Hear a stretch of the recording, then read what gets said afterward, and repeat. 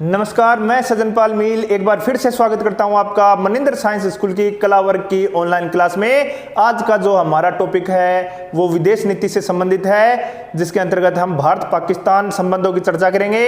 इसके बाद में भारत के चीन के साथ कैसे संबंध हैं, भारत के नेपाल के साथ संबंध और भारत के पड़ोसी देश श्रीलंका के साथ संबंध, इन सभी देशों के साथ हमारे कैसे संबंध हैं उनके बारे में हमें इस अध्याय में चर्चा करेंगे। इसी क्रम को आगे बढ़ाते हुए जो सबसे पहले हमारा और सबसे इंपॉर्टेंट जो टॉपिक है वह है भारत पाक संबंध, यानी कि भारत और पाकिस्तान संबंध, जो आज का हमारा टॉपिक है जिसका नाम है भारत पाकिस्तान संबंध।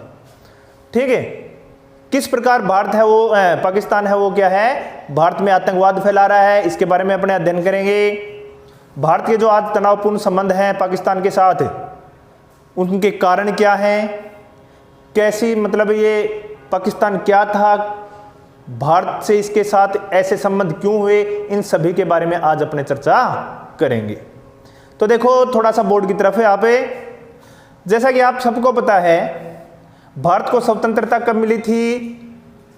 भारत स्वतंत्र हुआ था 15 अगस्त 1947 और पाकिस्तान को स्वतंत्रता मिली, पाकिस्तान को स्वतंत्रता मिली एक दिन पहले, यानी कि 14 अगस्त 1947। आपके छोटे प्रश्नों में आते हैं ये चीजें कि पाकिस्तान आजाद कब हुआ, भारत आजाद कब हुआ, ठीक है ना, एक एक नंबर के जो प्रश्न आते हैं। तो याद रखना 15 अगस्त 1947 को भारत को आजादी मिली और उससे एक दिन पहले पाकिस्तान को मध्य रात्रि 14 अगस्त 1947 को सफलता मिली थी। ठीक है ना। अब देखो क्या हुआ, कौन सी वो परिस्थितियां थी, देखो कि अब ये पाकिस्तान कहां से आया, ये भारत का ही एक क्या है टुकड़ा है। स्वतंत्रता से पहले पाकिस्तान है वो किस में सम्मिलित था? देखो वर्तमान के 3 देश, एक तो भारत प्लस पाकिस्तान प्लस बांग्लादेश। बांग्लादेश कैसे बना बांग्लादेश, इसको भी देखो इसी टॉपिक में अपने क्लियर करेंगे, ठीक है ना। इन तीनों को मिला के एक देश था भारत, स्वतंत्रता से पूर्व, ठीक है ना। ये एक ही देश था, लेकिन बाद में भारत से पाकिस्तान अलग हो गया 1947 में, फिर 1971 में बांग्लादेश। पाकिस्तान 1947 में अलग हुआ और बांग्लादेश 1971 में। ठीक है, क्या घटनाएं हुई वो मैं आपको बताता हूं। देखो स्वतंत्रता से पहले भारत में 2 पार्टियां थी, राजनीतिक जो दल है ना वो 2 थे, एक तो कांग्रेस, ठीक है, और एक हाँ आप बीजेपी सोच रहे हो लेकिन बीजेपी नहीं है, एक क्या थी? मुस्लिम लीग, मुस्लिम लीग। ये 2 पार्टियां थी, मुख्य जो पार्टियां हो, ठीक है ना। कांग्रेस है, इसमें थे हिंदू व मुसलमान, ठीक है, दोनों ही धर्म के लोग इसमें सम्मिलित थे, जबकि मुस्लिम लीग में केवल मुसलमान थे, केवल मुसलमान थे, ठीक है ना। कांग्रेस में हिंदू और मुसलमान दोनों, लेकिन मुस्लिम लीग में केवल मुसलमान। इसके जो प्रमुख नेता थे कांग्रेस के वो गांधी जी और जवाहरलाल नेहरू जैसे व्यक्ति थे, जबकि मुस्लिम लीग का जो प्रमुख नेता था वो था मोहम्मद अली जिन्ना, मोहम्मद अली जिन्ना। यहां तक तो मैंने आपको बता दिया। अब देखो ये पाकिस्तान अलग कैसे हुआ। मोहम्मद अली जिन्ना ने आवाज उठाई, ठीक है ना, इसने कहा कि अंग्रेजों से कहा कि आप तो यहां से चले जाओगे, भारत को आजाद करके आप चले जाओगे, लेकिन हमारी जो संख्या है वो क्या है, हिंदुओं से बहुत कम है। जैसे स्वतंत्रता के समय जब भारत आजाद हुआ, पाकिस्तान और भारत आजाद हुए, उसमें हिंदुओं की संख्या यहाँ पर थी, मतलब भारत की जो आबादी है ना वो थी 34 करोड़, 34 करोड़। दूसरे नंबर पर था आबादी के हिसाब से, आज भी दूसरे नंबर पर है, ठीक है ना। इन 34 करोड़ में से मुसलमानों की संख्या थी मात्र 12%। कितने? 12। इसलिए अल्पसंख्यक हुए। अल्पसंख्यक का मतलब जिनकी संख्या कम होती है। तो मोहम्मद अली जिन्ना ने कहा कि हम यहाँ पर अल्पसंख्यक हैं और भविष्य में जो यहाँ पर हिंदुस्तान में जो हिंदू हैं वो हमारे को प्रताड़ित करेंगे, हमको तंग करेंगे, हमें जिन्हें नहीं देंगे, इसलिए आप तो एक काम करो, हमें अलग ही कर दो, हमारे एक अलग ही देश है बना दो, धर्म के रूप में पाकिस्तान मुसलमानों का क्या है अलग देश बना दो। तो देखो अब और चाहिए क्या था अंग्रेजों को। अंग्रेजों ने सोचा हमने देखो भारत पर इतने अत्याचार करे इतने साल, हो सकता है भारत भविष्य में कोई शक्ति बन जाए तो हमसे बदला ले ले, ठीक है ना। तो अब इसका सही मौका है कि इसके दो टुकड़े करके अपने यहाँ से चलते हैं। तो अंग्रेजों ने क्या है भारत के क्या कर दिए दो टुकड़े, एक तो बना दिया भारत और दूसरा पाकिस्तान। हिंदुस्तान, हिंदुओं की संख्या ज़्यादा थी हिंदुस्तान, मुसलमानों की संख्या ज़्यादा थी पाकिस्तान, ठीक है। तो देखो हिंदुस्तान और पाकिस्तान दोनों इस प्रकार अस्तित्व में आए। भारत तो पहले अस्तित्व में था, टुकड़ा हुआ भारत का एक कौन सा पाकिस्तान। तो इस हिसाब से देखो पाकिस्तान का निर्माण हुआ। अब देखो संबंधों में खटास कैसे आई। यहां हिंदुस्तान और पाकिस्तान अलग हो गए, आपको मैंने बता दिया किस प्रकार अलग हुए। अब इनके संबंधों में खटास देखो किस प्रकार आई। भारत के प्रथम जो प्रधानमंत्री थे स्वतंत्रता के समय बिना चुनाव बन गए थे देखो, जिनका नाम था पंडित जवाहरलाल नेहरू। क्योंकि पहले आम चुनाव तो देखो 1951 में हुए थे, ठीक है, 51-52 में, उससे पहले बिना चुनावी प्रधानमंत्री बन गए थे। अब जैसे मान लो ये भारत का नक्शा है, मैं ऐसे बनाऊंगा जल्दबाजी में एक बार,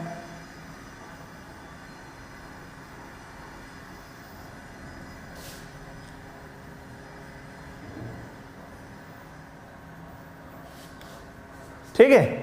ये पूरा भारत है लगभग 565 रियासतों में बटा हुआ था। कितने 565 या 66 रियासतों में ये बटा हुआ था। मतलब छोटे छोटे टुकड़े थे, रजवाड़े थे, कहीं पे राजा का शासन था, कहीं पे निजाम का शासन था।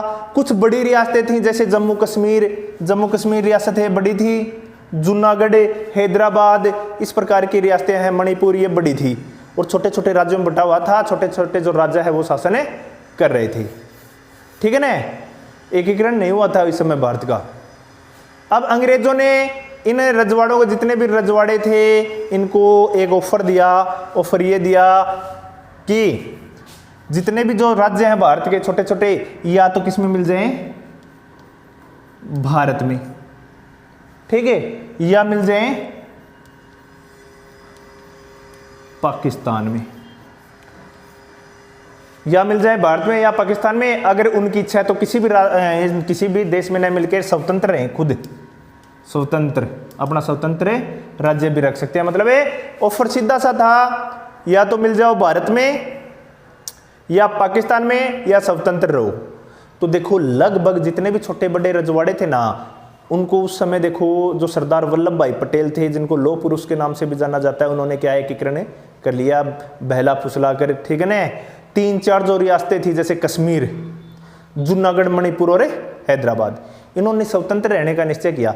इसमें क्या हुआ, जिनकी संख्या मुसलमानों की ज्यादा थी ना जिस राज्य में, वो तो मिल गए पाकिस्तान के साथ है, और हिंदू बाहुल्य क्षेत्र किसके साथ है, हिंदुस्तान के साथ मिल गए, ठीक है ना। लेकिन यहां पर देखो होता क्या है, कश्मीर है, यहां का राजा जिसका नाम था हरि सिंह,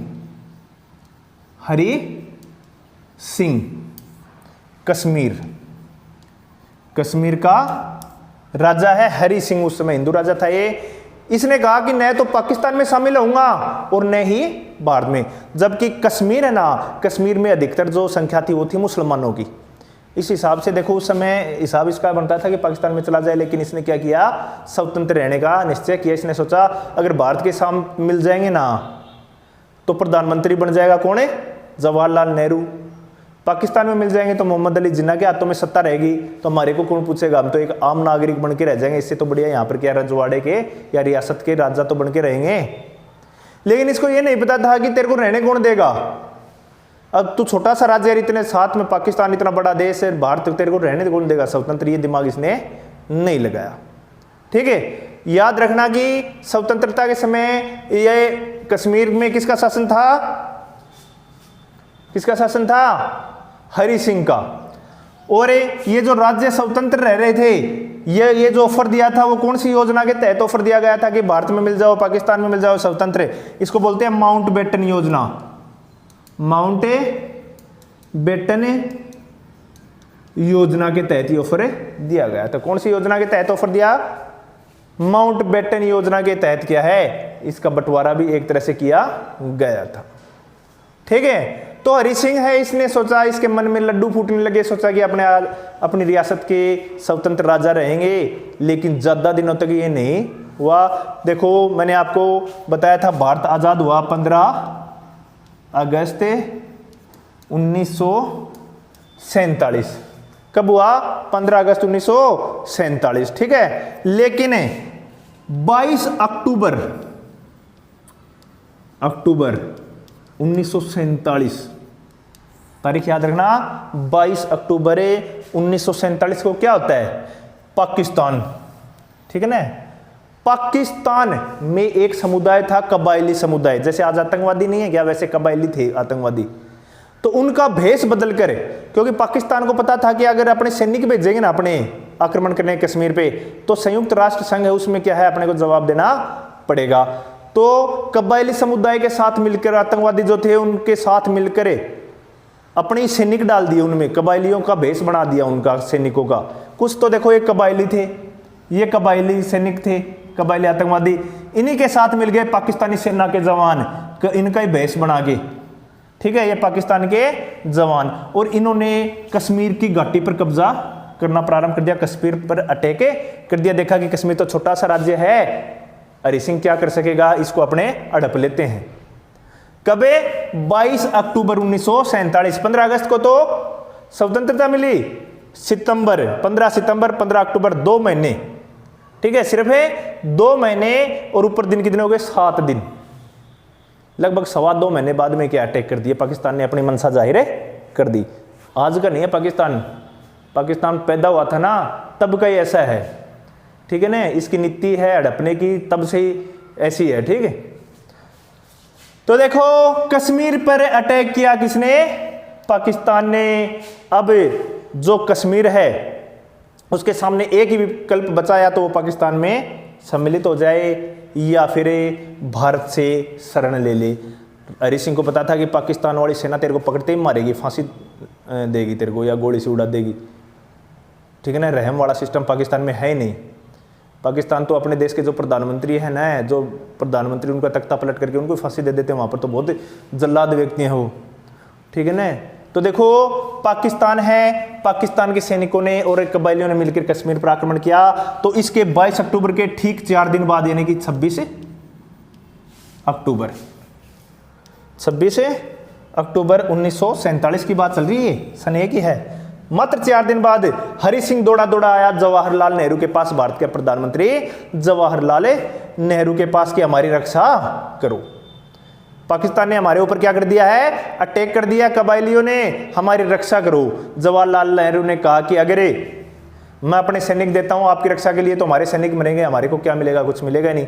और आपकी सेना संयुक्त राष्ट्र संघ में यह मुद्दा उठ जाएगा कि कश्मीर के साथ तुम्हारा क्या ताल्लुक था, जो तुमने कश्मीर की मतलब कश्मीर की सहायता करने के लिए पाकिस्तान की जो फौज है उसके साथ युद्ध किया। तो ऐसे युद्ध नहीं कर सकते। तो एक काम करो, जवाहरलाल नेहरू ने हरि सिंह से कहा कि तू एक काम करे, भारत में शामिल हो जा। अब भारत में शामिल होने के लिए उस समय एक विलय पत्र था। क्या था? विलय पत्र होता था एक, उसमें हस्ताक्षर करने पड़ते थे कि हम भारत में शामिल हो रहे हैं। ठीक है ना, तो जवाहरलाल नेहरू ने कहा कि एक बार क्या है, तो इस विलय पत्र में शामिल हो जा, जिससे हमारे को भी बहाना मिल जाए कि हमने हमारे साथ थी, हमारे देश की ये रियासत है जिस पर पाकिस्तान ने क्या किया? अटैक किया है, इसलिए हमने युद्ध किया। तो हरि सिंह ने विलय पत्र पर हस्ताक्षर कर दिए। हरि सिंह, ये हस्ताक्षर हो गए। इसका मतलब कश्मीर अब किसका भाग बन गया? भारत का भाग बन गया। ठीक है, ये कश्मीर न भारत का था न पाकिस्तान का। 1947 में कबायली जो आक्रमण के कारण क्या हुआ? विलय पत्र पर साइन कर दिए। विलय पत्र जितने भी रजवाड़े थे ना, इनसे विलय पत्र पर साइन करवाए गए थे भारत में सम्मिलित होने के लिए। ठीक है, उस समय तो विलय पत्र में इसने क्या कर दिए? साइन। लेकिन ऐसे नहीं किए, इसको एक गोली उड़ दी गई। हरि सिंह से कहा गया कि एक काम करेंगे, एक बार जब युद्ध हो जाएगा ना, युद्ध होने के बाद में कश्मीर जब पूरा आजाद हो जाएगा ना, उसके बाद में कश्मीर की जनता से चुनाव करवा लेंगे कि आप स्वतंत्र रहना चाहते हो या भारत के साथ रहना चाहते हो या पाकिस्तान में जाना चाहते हो, वो जनता का जो फैसला आएगा उधर कर देंगे। अगर जनता कहेगी पाकिस्तान के साथ रहना चाहते हैं तो पाकिस्तान में भेज देंगे, जनता कहेगी कि स्वतंत्र रहना चाहते हैं तो स्वतंत्र रख देंगे, और जनता कहेगी कि भारत में रहना चाहते हैं तो भारत में कर देंगे। तो देखो वो चुनाव आज तक नहीं हुए, क्या है, वो चुनाव आज तक नहीं हुए, क्योंकि भारत के जो नेता उनको पता था, जवाहरलाल नेहरू को भी पता था, आज के नेताओं को भी पता है कि अगर पाकिस्तान को भारत में ही रहना होता तो चुनाव मतलब कश्मीर के लोगों को भारत में अगर रहना होगा ना तो चुनाव करवाएंगे क्यों, ये पाकिस्तान में जाना चाहते हैं, ठीक है। इसलिए आज तक वो चुनाव नहीं करवाए। इसलिए वहां की जनता आज भी देखो, हमारे जो आर्मी के जवान हैं उनको पत्थर मारती है, उनकी मांग ये है कि वो चुनाव करवाओ, यानी कि हमको क्या करो, अलग करो, ठीक है, ये सिस्टम है। तो उस समय क्या हुआ, जवाहरलाल नेहरू ने विलय पत्र पर हस्ताक्षर करवा के और अपनी सेना भेजी कहां पर, कश्मीर में। भारतीय सेना ने कश्मीर में क्या है, जो कबायली समुदाय थे और पाकिस्तान की सेना के साथ क्या किया, एक युद्ध हुआ जिसका जिक्र नहीं है। देखो हम जब युद्ध पढ़ते हैं ना कि भारत के पाकिस्तान के साथ युद्ध कौन कौन से हुए, तो नॉर्मल देखो 1965 और 71 के युद्ध और करगिल की लड़ाई हुई, उसको याद करते हैं अपने, ठीक है ना।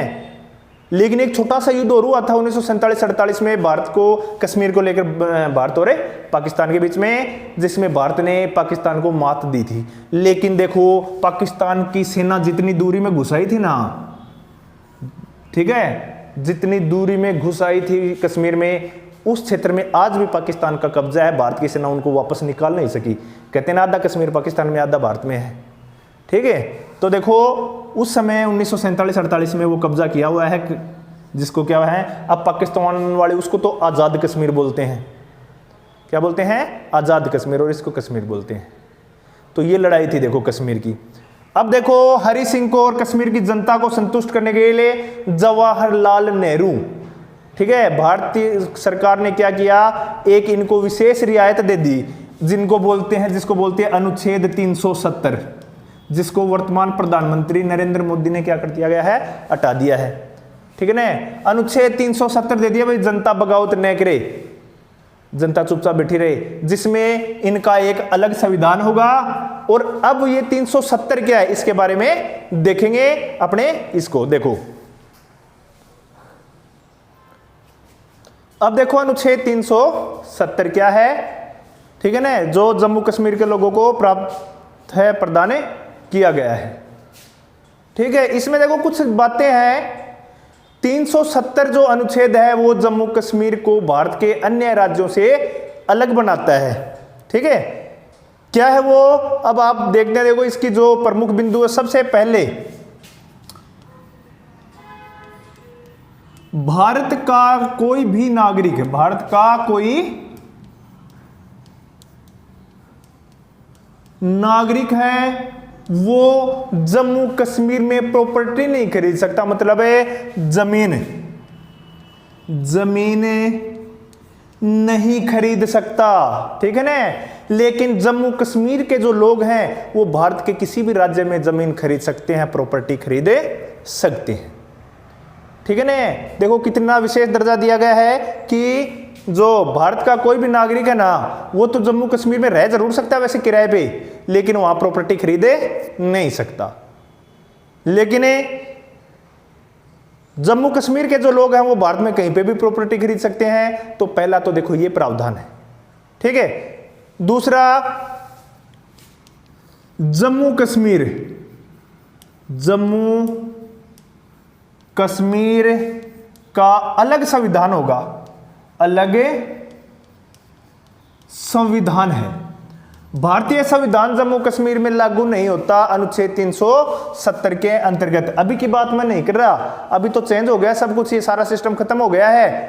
5 अगस्त 1919 को, कब है, 5 अगस्त 1919 को धारा 370 एक्ट या आर्टिकल, जिसको बोलते हैं आर्टिकल 370, आर्टिकल इंग्लिश में अनुच्छेद को बोलते हैं, ठीक है, उसको समाप्त कर दिया गया है। अब ऐसा नहीं है, लेकिन पहले क्या स्थिति थी वो बता रहा हूं मैं आपको, जब आर्टिकल 370 लगा हुआ था, ठीक है। दो गए, एक तो भारत का कोई भी नागरिक है वहां जमीन नहीं खरीद सकता, एक जम्मू कश्मीर का अलग से संविधान होगा, जम्मू कश्मीर पर भारतीय संविधान लागू नहीं होता। नंबर 3,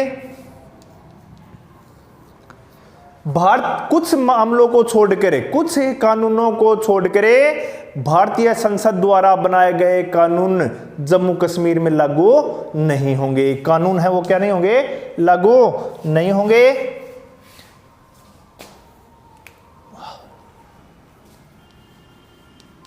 कानून लागू नहीं होंगे, ठीक है ना, कानून, ठीक है। कुछ कानून ऐसे हैं जो लागू हो सकते हैं, जैसे रक्षा संबंधी और विदेश मामलों से संबंधित जो कानून है ना, वो भारत सरकार द्वारा बनाए गए जम्मू कश्मीर में लागू होंगे। लेकिन उसके अलावा अन्य जो कानून हैं जो काम बने हुए हैं जम्मू कश्मीर में, वो भारतीय संविधान पर लागू बिल्कुल जम्मू कश्मीर के संविधान में लागू नहीं होते, जम्मू कश्मीर राज्य में बिल्कुल भी लागू नहीं होते। फिर है नंबर 4, अपने बाकी देखो पूरा भारत है ना, पूरा भारत, उसमें भारतीय संसद द्वारा बनाए गए कानून लागू हो जाते हैं, छोड़कर किसको, जम्मू कश्मीर को, ठीक है। नंबर 4 है, अब जो मैं बात बताने जा रहा हूं आपको अफसोस भी होगा, जम्मू कश्मीर, बाकी सभी विधानसभाओं का कार्यकाल 5 वर्ष होता था, लेकिन जम्मू कश्मीर की विधानसभा का कार्यकाल कितने वर्ष है, 6 वर्ष। कितने वर्ष है, 6 वर्ष होगा। यह अनुच्छेद 370 में कहा गया था, ठीक है। इसके अलावा जम्मू कश्मीर के नागरिकों को दोहरी नागरिकता प्रदान की गई। दोहरी नागरिकता यानी कि वो जम्मू कश्मीर का भी नागरिक होगा और भारत का भी नागरिक होगा। अपने को देखो एकल नागरिकता प्रदान की गई है, पहले वाले बिंदुओं प्रश्नों में पढ़ चुके हैं। भारतीय संघवाद की विशेषता में एकल नागरिकता यानी कि अपने सिर्फ भारतीय नागरिक हैं। कहां के नागरिक हैं, सिर्फ अपने भारत के। एकल नागरिकता ऐसे कभी आप लिखते हो कि हम राजस्थानी हैं, नहीं है ना। लेकिन जम्मू कश्मीर के लोगों को कौन सी नागरिकता प्राप्त है, दोहरी नागरिकता प्राप्त है। तो यह अनुच्छेद 370 में इस बात का जिक्र था। अब देखो इसको एक बार मिटो के मैं, या फिर आपको दिखता नहीं होगा, यहां तक तो मैं लिख देता हूं 6। मजेदार बात यह है कि जम्मू कश्मीर की अगर कोई लड़की है, वो भारत के किसी राज्य, भारत के अन्य किसी राज्य के लड़के के साथ शादी करती है, मान लो राजस्थान के लड़के के साथ है, हरियाणा के लड़के के साथ है, शादी करती है, तो उस लड़की की जम्मू कश्मीर की जो मन है ये नागरिकता, वो क्या हो जाएगी, समाप्त है। यानी कि जम्मू कश्मीर की नागरिक ही नहीं रहेगी, ठीक है। इससे फर्क क्या पड़ेगा, फर्क ये पड़ता है कि वहां की प्रॉपर्टी पर उसका कोई अधिकार नहीं होगा। ये इसलिए किया गया, कहीं पे जम्मू कश्मीर की लड़की के साथ, मान लो जम्मू कश्मीर की लड़की ने यहाँ के लड़के के साथ शादी कर ली, तो फिर यहाँ का लड़का उसकी प्रॉपर्टी का वारिस न बन जाए, ठीक है। जम्मू कश्मीर में उस प्रॉपर्टी का वारिस बाकी भारत का लड़का न बन जाए, ठीक है। लेकिन भारत के लड़के के साथ शादी की तो भारत का जो लड़का वहां का नागरिक नहीं बन सकता, ठीक है ना। लेकिन अगर जम्मू कश्मीर की लड़की पाकिस्तान के लड़के के साथ शादी कर लेती है ना, तो पाकिस्तान का जो लड़का है वो जम्मू कश्मीर का नागरिक बन सकता है, भारत का लड़का नहीं बन सकता, ठीक है ना। ये मजेदार बात थी इसमें कि अगर जम्मू कश्मीर की लड़की भारत के लड़के के साथ शादी करती है ना, अन्य किसी राज्य की, तो उस लड़की की भी सदस्यता खत्म कर देते हैं, तू भी जा यहां से, ठीक है, तू तेरा यहां से कोई लेना देना नहीं है। लेकिन अगर वो पाकिस्तान के लड़के के साथ शादी करती है, तो पाकिस्तान का लड़का जम्मू कश्मीर का नागरिक हो सकता है। और जितने भी पाकिस्तानी हैं जो वो कश्मीर में रह रहे हैं ना, तो वो कश्मीर के नागरिक बन सकते हैं। भारतीय अगर कश्मीर में रह रहा है तो वो कश्मीर का नागरिक बन ही नहीं सकता। देखो ये सिस्टम है, इसके अंदर बहुत बुरा सिस्टम है, ठीक है। नागरिकता से संबंधित है ये, नागरिकता, ठीक। इसके अलावा अनुच्छेद 356 आपको बता दिया था राष्ट्रपति की शक्तियों में, और 360 दोनों बताए थे ना। 300 ये दोनों आपातकाल से संबंधित हैं। 356 में तो संवैधानिक तंत्र की विफलता और 360 में वित्तीय आपात, ठीक है। ये दोनों ही आपातकाल जो हैं वो जम्मू कश्मीर पे नहीं लगते, बाकी पूरे भारत के सभी राज्यों पर लग जाएंगे, केवल छोड़कर किसको, जम्मू कश्मीर को, ठीक है। तो इस प्रकार देखो इसको बोलते हैं अनुच्छेद 370। प्रश्न आ जाए कि अनुच्छेद 370 के तहत भारतवासियों कश्मीर के जो नागरिक हैं उनको क्या क्या दर्जा या कौन सा दर्जा दिया गया या कौन कौन सी विशेष सुविधाएं दी गई हैं। तो ये विशेष सुविधाएं आपके सामने हैं। 356 और 360 है वो लागू नहीं होगी। एक देखो अन्य चीज और है, अगर भारत का जम्मू कश्मीर को छोड़कर किसी भी राज्य का मैं हूं या आप हैं, अगर भारतीय राष्ट्रीय ध्वज का अपमान कर देते अपने, उसको मान लो उल्टा लटका दिया, राष्ट्र ध्वज है उससे मतलब उसको उल्टा लगा दिया हमने, या किसी प्रकार उसका अपमान कर दिया हमने, ठीक है, सिर पर बांध लिया या कैसे भी, तो अपने को सजा मिलती है। यहाँ सजा का प्रावधान है। यानी कि अगर भारत का कोई भी नागरिक है वो ध्वज जो राष्ट्रीय ध्वज है तिरंगा उसका अपमान करता है तो उसको सजा मिलती है। लेकिन जम्मू कश्मीर का अगर कोई व्यक्ति है वो राष्ट्र ध्वज का अपमान कर रहा है ना, तो उसके लिए कोई सजा का प्रावधान नहीं है। और जम्मू कश्मीर का अपना अलग ध्वज है, उनका जो उनका राष्ट्र ध्वज है ना वहाँ पर तिरंगा नहीं है, उनका अलग है। ये सारी जो सुविधाएं सारा सिस्टम है वो आर्टिकल 370 में है।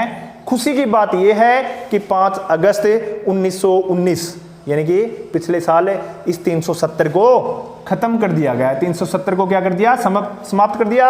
अब ये सारी सुविधाएं किसी भी जम्मू कश्मीर के नागरिक को नहीं मिलेंगी, जितने दिन मिलनी थी वो मिल गई। अब जम्मू कश्मीर में भी वही सिस्टम है जैसा राजस्थान में है, हमारे जैसा सिस्टम है ना वैसा ही जम्मू कश्मीर में होगा।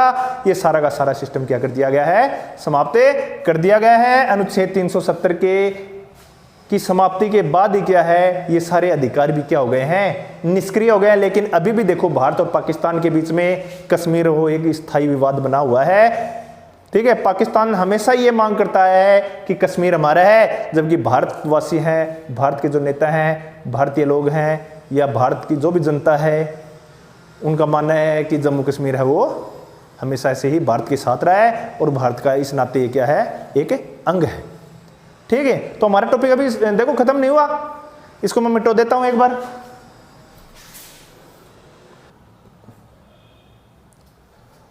अब देखो भारत और पाकिस्तान के बीच में आगे चलकर देखो जो मुख्य युद्ध हुए थे 3 1965, 1971 और करगिल का युद्ध जो हुआ था उनके बारे में अपने चर्चा करेंगे। सबसे पहले 1965 का युद्ध, 1965 का भारत पाक युद्ध, 1965 का भारत पाक युद्ध। देखो क्या हुआ कि अप्रैल का महीना था, कौन सा, अप्रैल, बात है अप्रैल 1965 में पाकिस्तान ने एक योजनाबद्ध ढंग से यानी कि योजना बनाकर भारत पर हमला करने का प्रयास किया, ठीक है ना।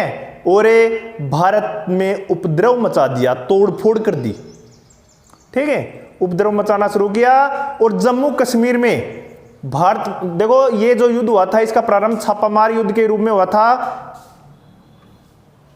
छापामार जो युद्ध है उसके रूप में हुआ था। और पाकिस्तानी जो सैनिक थे या पाकिस्तान की जो आवाम थी या पाकिस्तान के जो नेता थे, उन्होंने ये सोचा था कि इस छापामार युद्ध में जो कश्मीर की जो जनता है ना वो किसका साथ देगी, पाकिस्तानी सैनिकों का साथ देगी। और देखो काफी हद तक ये सही भी हुआ। कश्मीर के रास्ते देखो जो पाकिस्तानी छापामार थे उन्होंने प्रवेश किया और कश्मीर में लोगों को उत्साहित करके भारतीय सेना के ऊपर इतनी मतलब पत्थर बरसवाए, उन्होंने तोड़फोड़ इतनी की कि भारतीय सेना को एक बार वहां से भागना पड़ा, ठीक है, पीछे हटना पड़ा कश्मीर से। यह स्थिति देखकर पाकिस्तान की जो सेना है उसने भारत के जो सीमावर्ती क्षेत्रों से घुसपैठ करनी और भारत के अंदर आना प्रारंभ कर दिया। अब देखो युद्ध जो स्टार्ट होता है वो कब से होता है, 4 व 5 अगस्त, 4 व 5 अगस्त को। ये बात पहले तो अप्रैल की थी ना, अब युद्ध हो गया 1965 में स्टार्ट, 4 व 5 अगस्त। पाकिस्तानी जो सेना है वो क्या है, भारतीय क्षेत्रों में घुस करे आ गई, घुसाई। और उनकी योजना ये थी कि भारत को क्या है, समस्त जो भारत का अधिक से अधिक जो भू क्षेत्र है ना वो अपने क्या कर लेंगे, अपने अंडर में कर लेंगे। पूरी तैयारी के साथ आए थे, ठीक है ना, बिना तैयारी तो ये बिल्कुल आए नहीं। अब दोनों सेनाओं के मध्य भयंकर युद्ध हुआ और भारत है वो इस युद्ध में किस पर हावी हुआ, पाकिस्तान के ऊपर हावी हुआ। ठीक है ना। सुरक्षा परिषद जिसमें दबदबा था अमेरिका का, आज भी है, पहले भी था, ठीक है, किसका? अमेरिका। युद्ध किसके बीच में हो रहा है? देखो, पाकिस्तान और भारत। सुरक्षा परिषद पर दबदबा था अमेरिका का। अमेरिका का मित्र था पाकिस्तान मित्र।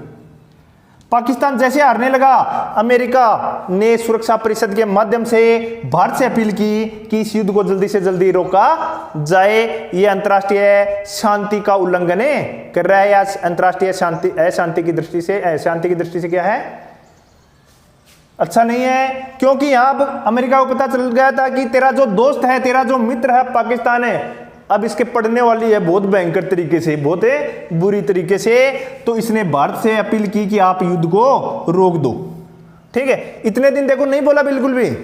कश्मीर में तोड़फोड़ हो रही थी, पाकिस्तान भारत पर हावी हो रहा था, अमेरिका बिल्कुल भी नहीं बोला। अमेरिका ने किसकी पक्ष ली थी? और कुछ राजनीतिज्ञ तो ऐसे भी बोलते हैं कि ये जो युद्ध है वो अमेरिका द्वारा, क्योंकि उस समय आपको बताया था मैंने, गुट निरपेक्षता में 2 गुट थे, भारत किसी गुट में शामिल नहीं हुआ, तो भारत को अपने गुट में शामिल करने के लिए पाकिस्तान को हथियार देके अमेरिका द्वारा क्या है, उत्साहित करके और भारत पर आक्रमण करने के लिए मजबूर किया गया था, ठीक है। पाकिस्तान की भी मंशा यही थी। पाकिस्तान तो आपको पता है हमेशा ही कठपुतली एक तरह से अमेरिका और चीन के इशारों पर नाचता है। पहले अमेरिका के इशारों पर नाचता था और आज किसके इशारों पर नाचता है? चीन की, ठीक है। चीन के इशारों पर नाचने वाले की सूची में एक नेपाल भी शामिल हो गया है, जिसकी सहायता भारत ने बहुत ज्यादा बार की है, उसको आगे देखेंगे अपने। तो देखो किसने, अमेरिका ने कब? 4 सितंबर को, क्या है? 4 सितंबर की बात है, सितंबर 4 सितंबर को अमेरिका, नाम अमेरिका का नहीं लेंगे, नाम हम सुरक्षा परिषद का लेंगे, ठीक है। सुरक्षा परिषद ने अपील की थी, दबाव अमेरिका का था। तो 4 सितंबर को, 4 देखो यहां लिख देता हूं, 4 सितंबर, बात 1965 की चल रही है। 1965 को सुरक्षा परिषद की अपील करने पर सुरक्षा परिषद ने अपील की और 22 सितंबर 1965 को क्या है, युद्ध को रोक दिया गया, ठीक है। युद्ध को रोक दिया गया। इस युद्ध में पाकिस्तान को मुंह की खानी पड़ी, भारत की विजय हुई। भारत को और तो कुछ नहीं मिला, भारत ने पाकिस्तान की 750 वर्ग मील भूमि थी, उसके ऊपर कब्जा कर लिया, ठीक है ना। पाकिस्तान वाले आए तो भारत की भूमि पर कब्जा करने थे, लेकिन भारत ने उनकी भूमि है 750 वर्ग मील, उस पर ही क्या कर लिया? कब्जा कर लिया, ठीक है। अब देखो होता क्या है, इसको मैं मिटाता हूं एक बार, थोड़ा डस्टर यहां है।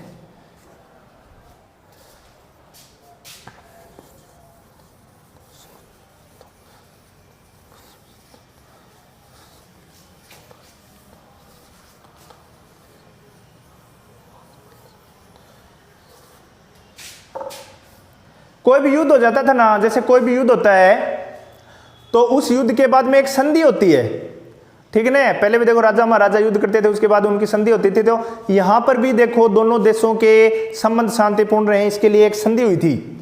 और संधि किसके आह्वान पर हुई थी? देखो ताशकंद एक जगह है, कहां पर है? सोवियत संघ में। सोवियत संघ आज तो नहीं है सोवियत संघ, क्योंकि विखंडित हो गया ये, पहले था 15 देश मिले हुए थे, उसमें जगह है कि ताशकंद। तो सोवियत संघ के प्रधानमंत्री, सोवियत प्रधानमंत्री के कहने पर और सोवियत संघ के जो प्रधानमंत्री हैं इनके आग्रह पर भारत के जो प्रधानमंत्री थे उस समय 1965, बात कब की? 1965, ठीक है ना। तो भारत के प्रधानमंत्री थे कौन है? लाल बहादुर शास्त्री, लाल बहादुर शास्त्री, क्योंकि 1964 में जवाहरलाल नेहरू की मृत्यु हो गई थी, जिसके बाद में 1964 में ही लाल बहादुर शास्त्री है वो भारत के क्या बन गए थे? प्रधानमंत्री। ये भी एक कारण था। पाकिस्तान ने सोचा जवाहरलाल नेहरू है वो तो मर गया, अब भारत में नेता बचे नहीं, लाल बहादुर शास्त्री जैसा बड़ा बड़ा नेता है तो अटैक कर देते अपने, ठीक है ना। तो लाल बहादुर शास्त्री के सामने सबसे बड़ी समस्या पैदा हो गई थी। लाल बहादुर शास्त्री गए कहां पर? ताशकंद, बात है ये ताशकंद की, ठीक है। दोनों देश भारत व पाकिस्तान। भारत की तरफ से लाल बहादुर शास्त्री, LBS, लाल बहादुर शास्त्री, और पाकिस्तान की तरफ से अयूब खां, अयूब खां के मध्य ताशकंद समझौता हुआ था। कौन सा समझौता? ताशकंद समझौता 10 जनवरी 1966। युद्ध 1965 हुआ था, देखो सितंबर तक हो लिया था खत्म युद्ध, तो जनवरी में समझौता हुआ 10 जनवरी 1966 को। इस समझौते के अंतर्गत क्या हुआ कि भारत ने जितनी भी भूमि अधिग्रहित की थी, कितनी भूमि अधिग्रहित की थी, आपको मैंने बताया था कि 750 वर्ग मील, ये वापस अपने को पाकिस्तान को देनी पड़ी। समझौते में कहा कि जीते हुए प्रदेश वापस दे दो। तो भारत ने जितनी भी भूमि जीती थी ना, अपनी मतलब खर्चा, इतना खर्चा हो गया, इतने सैनिक मारे गए, बड़ी मुश्किल से इतनी उनकी जो भूमि हाथ लगी थी, वो सोवियत प्रधानमंत्री ने क्या है वापस से दिला दी। ताशकंद समझौते के तहत किसको दे दी गई? पाकिस्तान। ठीक है, पाकिस्तान बहुत खुश हुआ इससे, और पाकिस्तान से वादा किया गया, पाकिस्तान ने वादा किया कि भविष्य में वो भारत के साथ युद्ध नहीं लड़ेगा, भारत के साथ एक अच्छे मित्र की तरह रहेगा। लेकिन कहते हैं कुत्ते की पूंछ है, उसको 100 साल भी अगर पाइप में डाल के रखें तो फिर उसको निकालेंगे तो टेढ़ी की टेढ़ी होती है। तो वही हमारा जो ये कहावत सेट बैठती है, पाकिस्तान उस कुत्ते की पूंछ जैसा ही, ठीक है ना। पाकिस्तान ने कितनी बार देखो इसने शांति वार्ताएं की हैं, पीछे से खंजर भोंक दिया।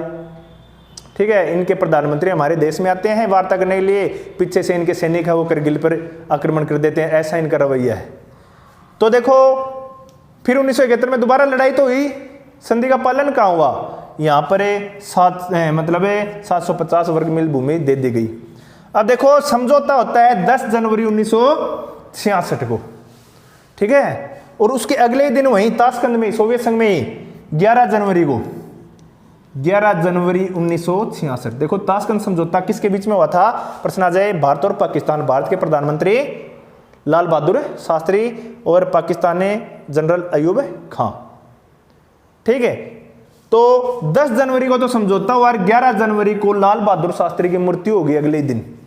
आज तक नहीं पता चला कि कैसे मरे वो, ठीक है ना, अभी तक कुछ पता नहीं चला कि लाल बहादुर शास्त्री की मृत्यु कैसे हुई, हार्ट अटैक आया, क्या हुआ, कुछ भी नहीं हुआ, न उसकी इतनी क्या कोई अंतर्राष्ट्रीय लेवल पर जांच हुई। ठीक है, आज तक ये क्या है कि विवाद का विषय है और कई बार इसकी मांग भी उठ चुकी है। तो देखो ये सिस्टम हुआ था ताशकंद समझौते के अंतर्गत। भारत पाकिस्तान का जो युद्ध हुआ 1965 में, उसके बाद में कौन सा समझौता हुआ? ताशकंद समझौता, जिसमें जितनी भी जब्त की गई पाकिस्तान की भूमि है वो पाकिस्तान को क्या कर दिया गया? वापस से लौटा दी गई। ठीक है, तो देखो अभी तक पूरा नहीं हुआ भारत पाकिस्तान संबंध, क्योंकि समय का अभाव है, वीडियो लंबा हो जाएगा। ठीक है, अगले दूसरे पार्ट में, इसी के दूसरे पार्ट में अपने 1971 का युद्ध और 1999 की करगिल का युद्ध और किस प्रकार आतंकवाद को पाकिस्तान बढ़ावा दे रहा है वो देखेंगे। तब तक के लिए आप जुड़े रहिए मनिंदर साइंस स्कूल के इस YouTube चैनल के साथ, कमेंट और लाइक कीजिए। कल तक के लिए धन्यवाद। जय हिंद, जय भारत।